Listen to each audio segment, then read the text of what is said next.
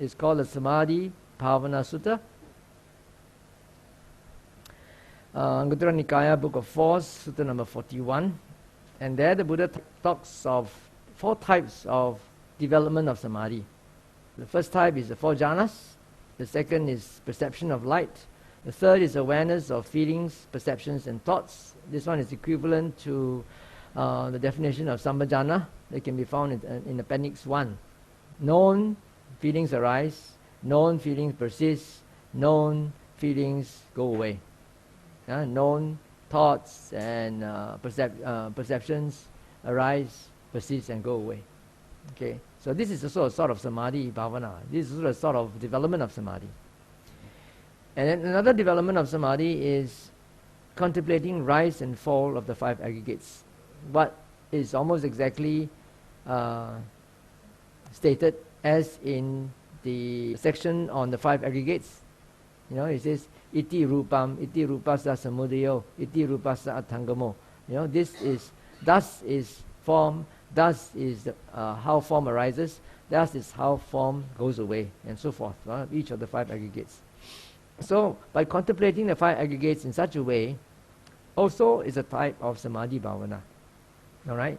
So, can you apply, the word composure? Can you apply the word concentration or collectedness, to such situations? Think for yourself. I'm not going to give any answers. Alright? But anyway, each of these types of Samadhi, Samadhi of jhana, Samadhi of perception of light, Samadhi of awareness of feelings, perceptions and thoughts, the Samadhi of contemplating rise and fall of the 5 aggregates, lead to different goals. Okay, the 4 jhanas lead to comfortable dwelling here and now.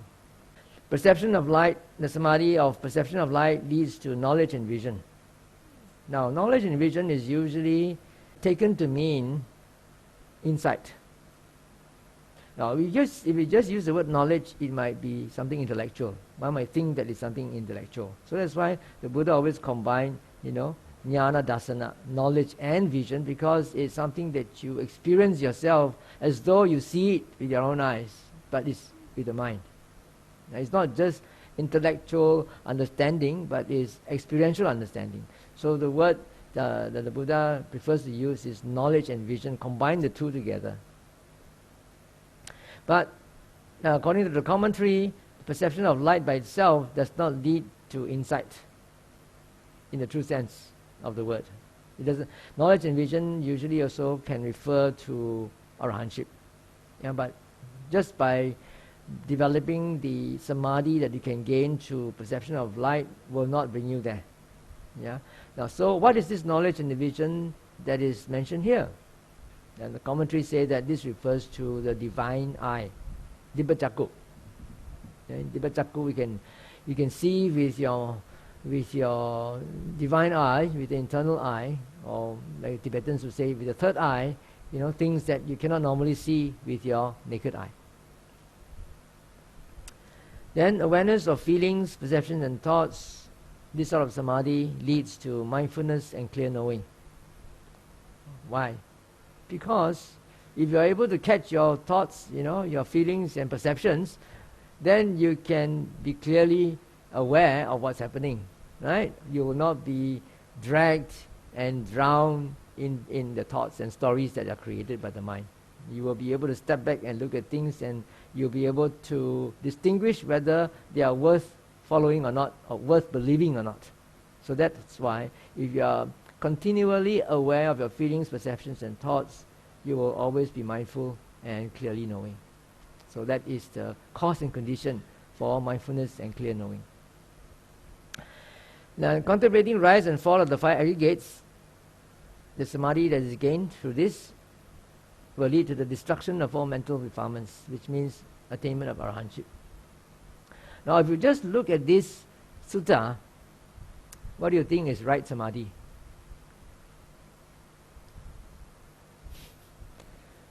Right samadhi in the scheme of the Noble Eightfold Path, what should it be? Huh? The last one, isn't it? But right samadhi is defined as the 4 jhanas.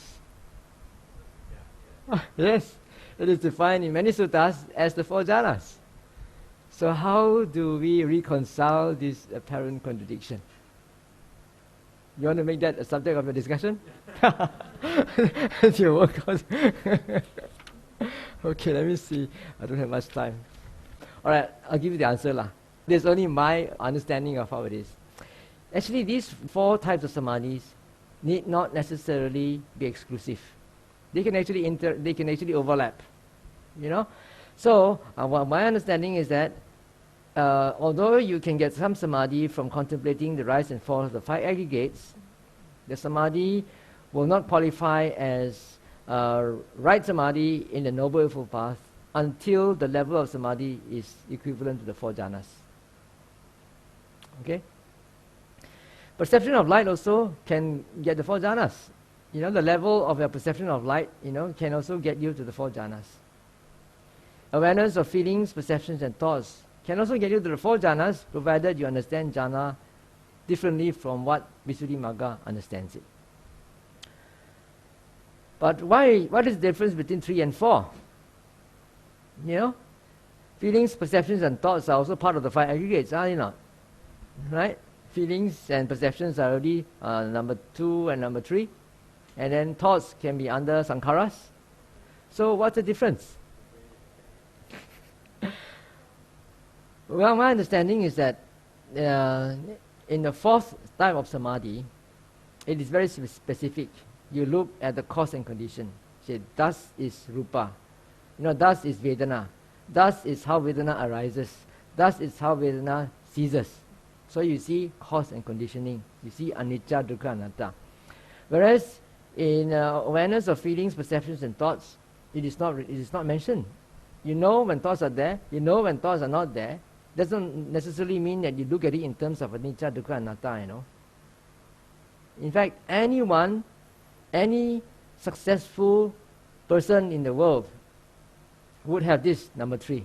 He would be able to be aware of his thoughts, perceptions and feelings, to be able to control his emotions and his rational thinking. Right or not?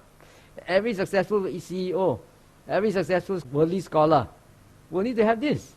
If you cannot have control over your own emotions and your rational thinking, how are you going to be successful in life? Right? So this is something else. This leads to mindfulness and clear knowing. You are clearly aware of what's happening, you know, but need not necessarily be aware of things from the Buddhist perspective. So the Buddhist perspective is only stressed in number 4. That's why it's different. Okay, let's go on to the next one. Okay, let's look at Bhante Gunaratana. You all know him, don't you? Now, Bhante Ji. His radical change of view about jhana. This comes from a critical analysis of the jhanas in Theravada Buddhist meditation, his PhD thesis, submitted in 1980 and published in 1999 in Malaysia for free distribution. And see what he says. The Pali word jhana has been rendered by translators in English in various ways. The word absorption is the most suitable of the lot. The jhanas themselves are states of deep mental unification characterized by a total immersion of the mind in its object. Okay, that was how he defined it. In 1980, okay, look at how he says it now in 2007. Should we come out of jhana to practice vipassana? He wrote this in a paper contributed to a book published in honor of Venerable Dhammaratana. What he mentioned earlier in the previous slide is the Visuddhimagga's understanding and definition of jhana. All right. Now, the very title of his paper, you know, already shows what he's trying to say. Okay. Okay, this one is based on the Visuddhimagga's definition and understanding of what the jhanas are. It's absorption. Total absorption in an object means that all your 5 senses are cut off. All right. In his paper in 2007, he says, when we become absorbed into our object of focus, what we are practicing is wrong jhana. When we practice right jhana, we will be able to see things as they really are. If you are absorbed in a subject, you will not understand nor remember anything. If you want to read more about his conclusions and his whole mass of citations from the suttas to support his conclusion, you can download Should We Come Out of Jhana. You just go and get this from the internet. It's available for free. Right? Should we come out of jhana to practice vipassana?